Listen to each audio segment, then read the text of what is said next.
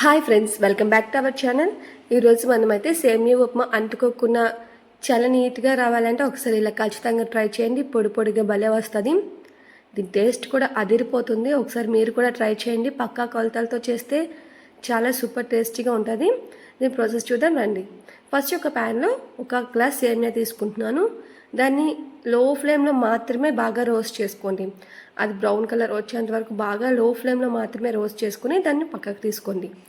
ఆ తర్వాత అదే ప్యాన్లో ఆయిల్ వేసుకొని అందులో పోపు, ఆవాలు, జీలకర్ర, అలాగే శనగపప్పు, కొంచెం జీలకర్ర వేసుకొని అందులోనే కొంచెం జీడిపప్పు, అలాగే కొంచెం పల్లీలు, అలాగే అల్లం సన్నగా తరిగి వేసుకొని ఒకసారి అవన్నీ బాగా ఫ్రై చేయండి. ఆ తర్వాత అందులోనే ఒక చిన్న ముక్క ఆనియన్ సన్నగా తరిగి వేసుకోండి. అలాగే 2-3 పచ్చిమిర్చి, అలాగే 2 రెమ్మలు కరివేపాకు వేసుకొని ఆనియన్స్ అనేవి బాగా ఫ్రై అయ్యేంత వరకు బాగా ఫ్రై చేయండి. ఆనియన్స్ అనేవి ఇలా బాగా ఫ్రై అయినప్పుడు మనం ఒక గ్లాస్ సేమియా తీసుకున్నాం కదా, దానికి 1.5 గ్లాస్ వాటర్ వేసుకోండి.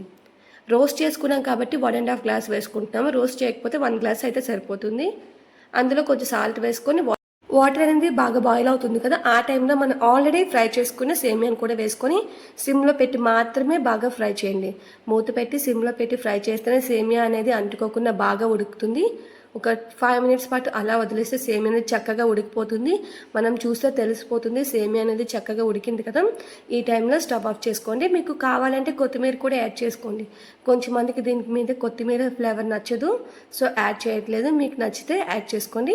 మన ఛానల్ ఎవరైనా ఫస్ట్ టైం చూస్తుంటే లైక్ చేయండి, సబ్స్క్రైబ్ చేయండి, షేర్ చేయండి.